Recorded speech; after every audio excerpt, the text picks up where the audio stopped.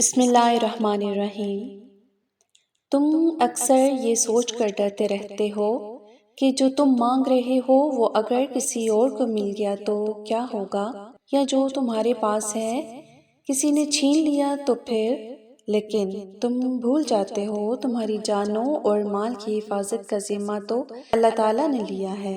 ہماری نگرانی تو وہ کر رہا ہے جسے نہ اونگ آتی ہے نہ ہی نیند، جو آنکھوں کے جھپکنے کے دوران میں ہونے والی حرکات و سکنات کو بھی جانتا ہے، اس کی مرضی کے بغیر کوئی پتا نہیں جھڑتا، جو ایک وقت میں تمام جہانوں کو اپنی نظروں میں رکھے ہوئے ہے، اس کی شان بلند اور برہان قوی ہے، وہ یکتا ہے، وہ بلا شبہ واحد اور یکتا ہے، اس جہان کا پیدا کرنے والا اور اس کے انتظام کو چلانے والا، اس کے بغیر اور کوئی نہیں۔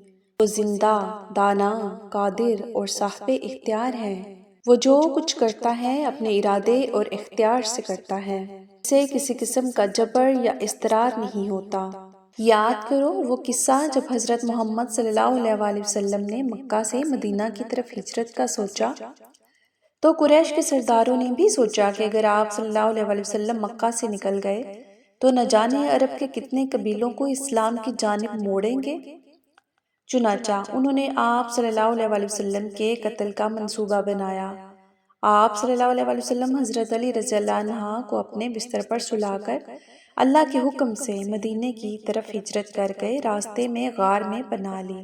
کافر آپ صلی اللہ علیہ وسلم کو ڈھونڈتے ہوئے غار کے دہانے پر پہنچ گئے، لیکن غار کے منہ پر بنے ہوئے مکڑی کے جالے کو دیکھ کر کہنے لگے اگر آپ صلی اللہ علیہ وسلم اندر ہوتے تو یہ جالا ٹوٹ چکا ہوتا۔ اس طرح اللہ نے مکڑی کے جالے کے ذریعے بھی آپ صلی اللہ علیہ وسلم کی حفاظت فرمائی اور کفار کی تمام تدبیریں الٹی پڑ گئیں۔ اللہ تعالیٰ فرماتا ہے ایک منصوبہ وہ بناتا ہے اور ایک اللہ، اور بے شک اللہ سب سے بہترین منصوبہ ساز ہے، اور بری چال تو چال چلنے والے پر ہی آ پڑتی ہے۔ اللہ نے چاہا تھا تو مکڑی کے جالے سے بھی کافروں کی چال کو الٹا پھیر دیا، اور تم ابھی بھی ان سوچوں میں ہو کہ تمہاری دعائیں کیسے کن کا مقام پائیں گی۔ سنو، تمہارا اللہ پر یقین تمہیں مانگی اور بن مانگی دعاؤں کا راستہ دکھا دے گا، اور وہ روشنیوں کا بادشاہ تمہارے مقدر کے آسمان کو چاند اور ستاروں سے سجا دے گا۔ وہ کبھی ہو نہیں سکتا جو اللہ نہ چاہے، اللہ کے منصوبوں کا کوئی مقابلہ نہیں کر سکتا، اللہ کی طاقتوں سے کوئی ٹکرا نہیں سکتا، اور تاریخ گواہ ہے کہ جس نے کبھی ایسا کرنے کی بھی کوشش کی تو پاش پاش ہو کر خاک میں ملا دیا گیا۔ لہٰذا اگر تم سچے دل سے دعائیں مانگ رہے ہو تو شک میں مت پڑو، بس یقین کامل رکھو، اور اللہ بہتر عطا کرنے والا ہے۔ وہ جانتا ہے کہ تم اپنی زندگی میں دکھوں اور غموں کی دلدل میں مبتلا ہو، اور دلوں کے حال تم سے بہتر تمہارا اللہ جانتا ہے۔ لیکن یہ بھی جان رکھو کہ اگر اللہ تعالیٰ ہر چیز پر قادر ہے تو وہ تمہاری دعاؤں کو بھی جلد ہی سن لے گا، اور اگر اللہ تمہاری مدد کرنا چاہے تو کوئی تمہیں شکست نہیں دے سکتا۔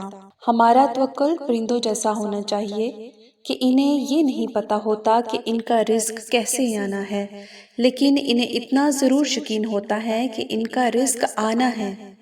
وہ وسائل پر یقین نہیں رکھتے بلکہ وسائل بنانے والے پر بھروسہ کرتے ہیں، اور اللہ کی طرف سے کی گئی دیر میں کتنی خیر ہے یہ تمہیں تب سمجھ آئے گا جب یہ صبر کے اشکبار سجدے شکر کے سجدوں میں بدل جائیں گے، اور اس وقت تم اللہ کے المجیب ہونے کی گواہی دو گے۔ یہ دل اس کی محبت سے بھر جائے گا اور تم اپنی قسمت پر رشک کرو گے۔ یاد رکھو زندگی تو اچھے اور برے لمحات کا امتزاج ہے، اس میں مشکل حالات آتے ہیں تو اچھے بھی ضرور آئیں گے۔ بہت بار تمہیں لگتا ہوگا کہ اب زندہ رہنے کے لیے کوئی وجہ باقی نہیں ہے، بہت بار تمہیں اپنے چھوڑ جاتے ہیں، اکثر تم اپنی ہی زندگی سے نفرت کرنے لگتے ہو۔ سنو، زندگی اگر گراتی ہے تو پھر چلنا بھی سکھاتی ہے۔ اگر تم زندہ ہو تو تمہاری زندگی میں بہتری کی امید باقی ہے، اور سنو، تنہا اگر تمہیں زندگی لگے تو خدا کو تلاش ضرور کرنا، اور پھر تلاش کر کے دیکھنا وہ روشنیوں کا مالک تمہارے مقدر میں اندھیروں کی جگہ روشنیاں بھر دے گا، اور تمہارے سارے دکھ خوشیوں میں بدل جائیں گے انشاءاللہ۔ ویورز، اگر میری ویڈیو میں سے آپ کو کچھ اچھا لگا ہو تو مجھے کمنٹ میں ضرور بتائیے گا۔ میری ویڈیو کو لائک کریں، شیئر کریں اور میرے چینل کو سبسکرائب بھی ضرور کیجیے گا۔ جزاک اللہ۔